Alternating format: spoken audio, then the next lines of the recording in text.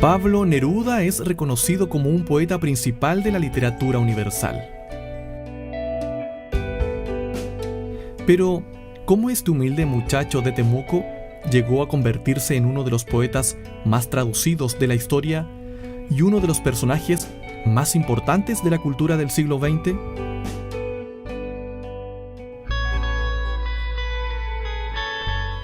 Su historia comienza el 12 de julio de 1904 en la ciudad de Parral, al sur de Chile. Hijo de padres ferroviarios, Neftalí Reyes Basualto, su verdadero nombre, tuvo una tranquila infancia en Temuco, ciudad a la que se trasladó junto a su familia a pocas semanas de su nacimiento, luego de la muerte de su madre. Desde muy niño aparece su condición de poeta instalada como una vocación inclaudicable que trae aparejadas serios problemas con su padre y un futuro incierto. Cuando tenía 20 años de edad y luego de trasladarse a Santiago y publicar sus 20 poemas de amor y una canción desesperada, su nombre comienza a distinguirse entre los poetas chilenos. Se le nombra cónsul en Oriente, cargo que ejercerá entre 1928 y 1931. Allá, en Rangún, Ceilán, Java y Batavia, en medio de la extrañeza y la soledad, escribe Residencia en la Tierra, quizá lo más valorado de su obra, y se casa con su primera mujer, la holandesa María Antonieta Hagenaar. Vuelve a Chile, pero nuevamente en 1933 el gobierno lo nombra cónsul, esta vez en Buenos Aires. Esta corta estadía comienza lentamente a cambiar la personalidad de Neruda. Allí conoce a Federico García Lorca, naciendo entre ellos una amistad de admiración y afecto. Pero es su llegada a España, a Madrid, a mediados de 1934, un Madrid en que la efervescencia cultural, social y política está en su apogeo, la que termina por transformar su personalidad, lo que se verá reflejado en su posterior compromiso político. Influye en este cambio su encuentro con Delia del Carril, una argentina de mundo, 20 años mayor que él, con quien inicia una relación que da fin a su matrimonio con María Antonieta Hagenaar. Su compromiso político quedará manifiesto cuando en 1939, estallada la Guerra Civil y muerto su amigo Federico García Lorca, vuelque sus esfuerzos en el traslado de más de 2.000 refugiados españoles desde Francia a Chile en el barco Winnipeg. Mi poesía en su lucha había logrado encontrarles patria y me sentí orgulloso, escribiría después. En 1945, Neruda es elegido senador de la República de Chile.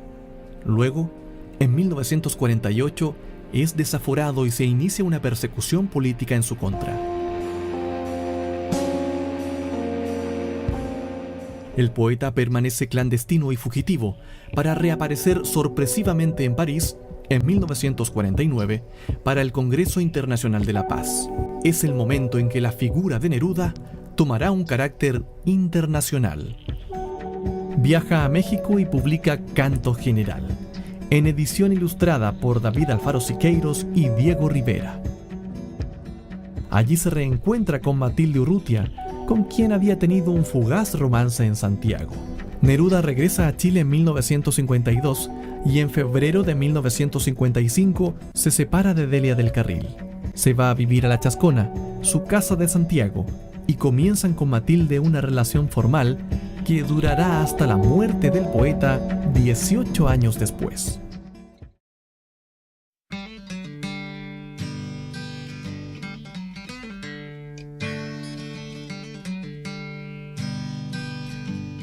Siento el cansancio de Santiago. Quiero hallar en Valparaíso una casita para vivir y escribir tranquilo. ¿Crees que podré encontrar una casa así en Valparaíso? Este fue el encargo que les hizo Pablo Neruda en 1959 a sus amigas Sara Vial y María Marter. Y las exigencias del poeta fueron cumplidas a cabalidad con una empinada construcción en el Cerro Bellavista, a media terminar, heredada por la familia del español Sebastián Collao. Su constructor, quien no alcanzó a habitarla, murió antes en 1949.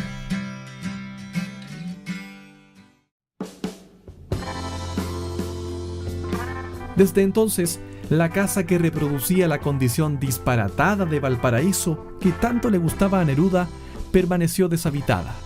Tenía 4 pisos y estaba llena de escaleras.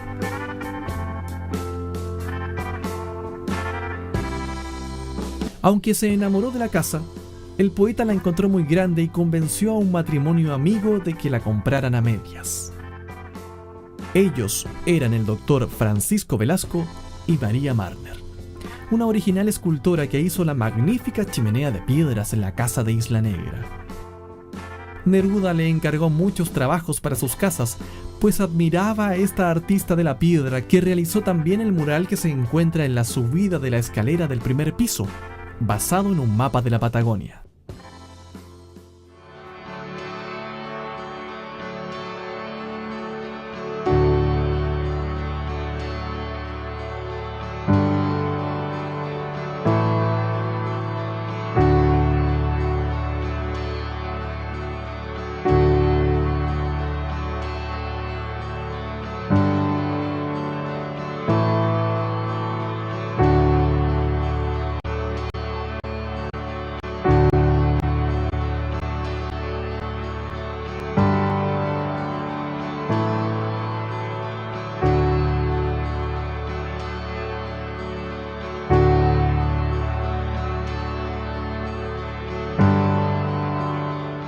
Neruda bautizó esta vivienda como La Sebastiana, nombre de galeón español, dado en honor a su constructor, Don Sebastián.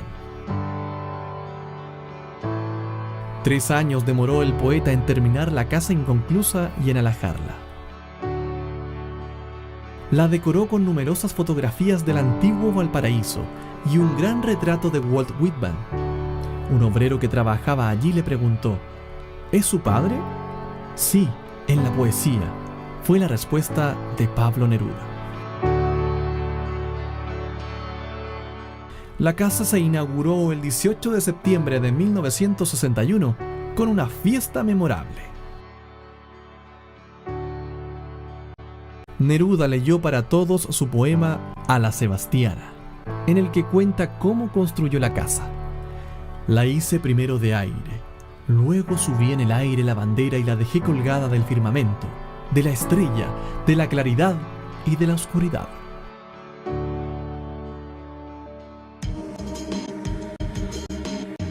En 1970 asume la presidencia de la República Salvador Allende, transformándose en el primer presidente socialista elegido democráticamente en América Latina. En el año 1972, Pablo Neruda gana el Premio Nobel de Literatura, distinción que ya antes, en 1945, había recibido otra chilena, la poeta Gabriela Mistral. Este galardón lo recibe mientras ocupaba el cargo de embajador de Chile en Francia. A Neruda le gustaba esperar el Año Nuevo en Valparaíso. La Sebastiana era un mirador privilegiado para el tradicional espectáculo pirotécnico del puerto. Allí pasó su último fin de año, el de 1972, y vio llegar 1973.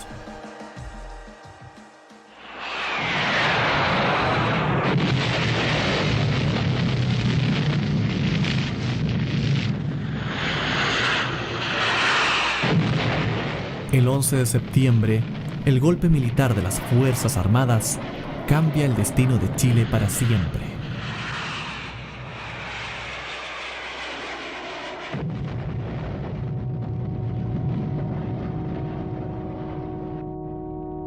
El 23 de septiembre, a 12 días del golpe que derrocó al presidente Salvador Allende, Pablo Neruda muere en la Clínica Santa María de Santiago.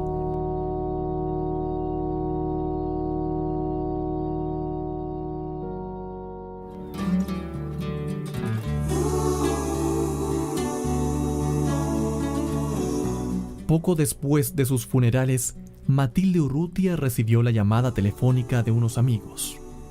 «Tienes que venir», le dijeron. «Han abierto tu casa por la puerta que da a la terraza. Por lo menos ven a cerrarla tú. Eres la única que puede hacerlo». La Sebastiana había sido forzada y saqueada. El sábado 5 de enero de 1985, luego de luchar contra un cáncer, Matilde Urrutia muere. Ella se había transformado en uno de los más poderosos símbolos de la defensa de los derechos humanos y de la lucha por la recuperación de la democracia, que llega recién 5 años después, en 1990, con la asunción del presidente Patricio Aylwin. Antes, en 1986, y por disposición de Matilde, se crea la Fundación Pablo Neruda, a cargo del patrimonio de las 3 casas del poeta: la Chascona en Santiago, la Sebastiana en Valparaíso y la Casa de Isla Negra.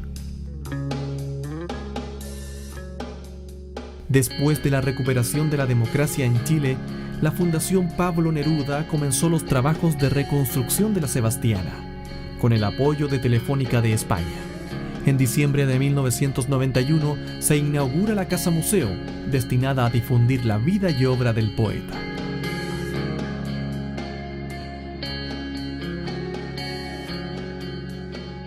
El 12 de diciembre de 1992, los restos de Pablo Neruda y Matilde Urrutia fueron trasladados a Isla Negra con los mayores honores.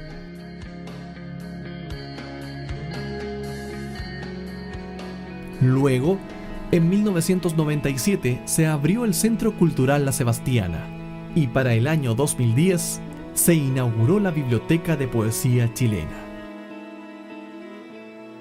La casa del poeta Pablo Neruda en Valparaíso, el puerto que tanto amó, se transformó así en un importante centro de la cultura de la región, impartiendo en la actualidad talleres y realizando actividades abiertas a todo público.